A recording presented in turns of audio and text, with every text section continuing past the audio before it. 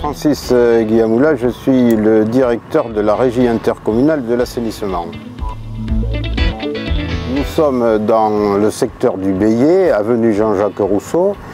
Avenue Jean-Jacques Rousseau, ça fait quelques mois où nous avons des problèmes au niveau de l'assainissement, et ces problèmes donc sont liés à la présence de racines qui ont pénétré dans le collecteur. Ce collecteur est à 3 mètres de profondeur, et ces racines s'opposent à l'écoulement des eaux usées et à l'écoulement des eaux pluviales également en période de pluie, parce que nous avons un réseau unitaire qui transporte en même temps et les eaux usées et les eaux pluviales.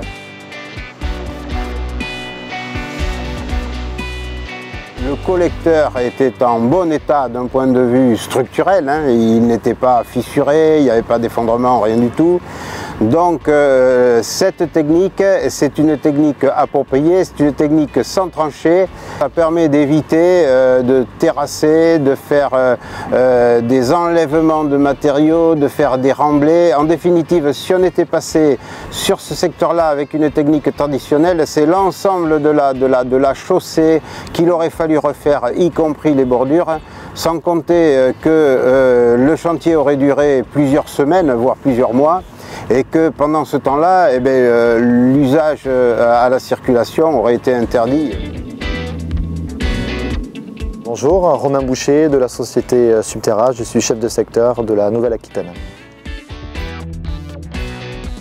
On a trouvé énormément de racines. Donc la première étape, c'est de fraiser et de buriner tout ce qu'il y avait à l'intérieur de la canalisation pour ensuite passer à la deuxième étape. On tracte une gaine à l'intérieur de la canalisation, on la gonfle et après on vient la polymériser. Polymérisation, en fait, c'est on chauffe la gaine qui permet en fait, tout simplement de la durcir. En fait, la canalisation existante nous sert tout simplement de coffrage.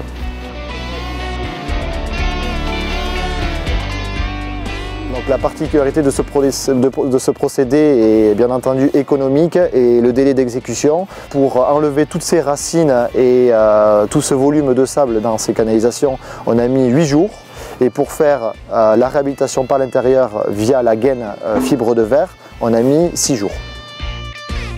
Lorsque le collecteur est en très mauvais état, on ne peut pas utiliser cette technique.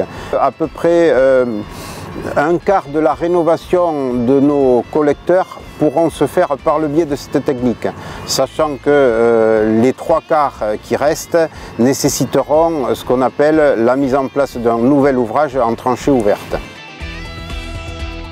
Cette technique est amenée à se développer et se développe de plus en plus, hein, pas qu'à Mont-de-Marsan, ça fait une dizaine d'années qu'on l'utilise, hein, c'est pas nouveau.